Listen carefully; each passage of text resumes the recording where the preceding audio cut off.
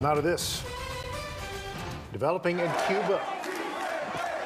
With very little to eat and scarce medical supplies, outraged protesters you see here all across the island are calling on their president to step down. It is one of Cuba's largest anti-government protests in decades. WGN's Dana Rebick joins us now live from Palmer Square with local reaction to the calls for freedom. Dana?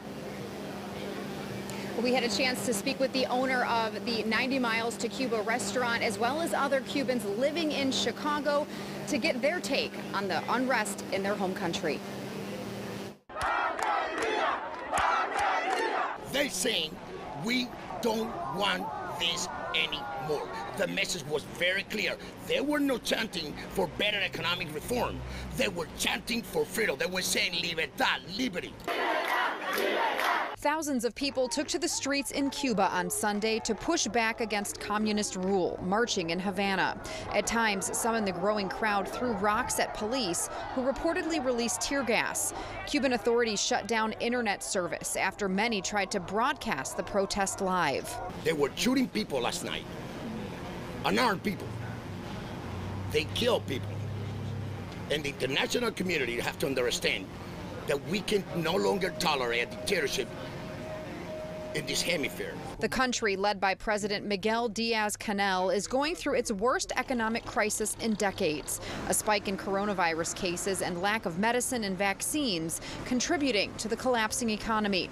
The Cuban government also blaming U.S. sanctions imposed by the Trump administration.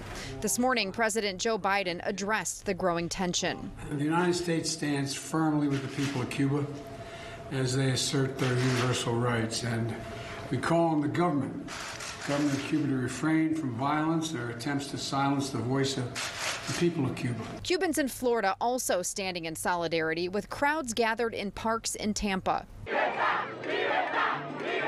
We need to unite for the right things. They're not putting the people first.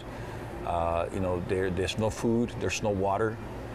In the middle of the night, the power goes off.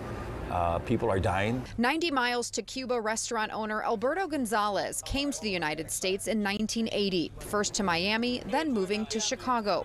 He is hoping the current uprising will bring help to his people. At the end of the day, I plead to the world, and especially the United States, to really consider their next move and really look hard into what is the best course of action to make sure that we have changes in Cuba. This is not something that you put a Band-Aid on.